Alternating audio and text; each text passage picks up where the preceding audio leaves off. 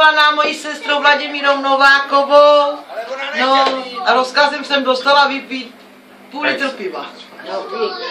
A musím vypít na Že tam jdou minuty, pak podle toho vyhráváš. Já nevím, já Pomaly polikej, Ona to dá. Já nehraju, já nejdu. Ty na to máš, Nalej si. Ano.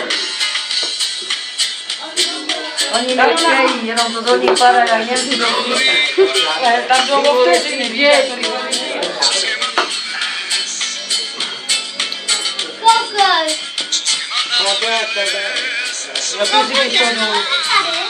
Jak nechce.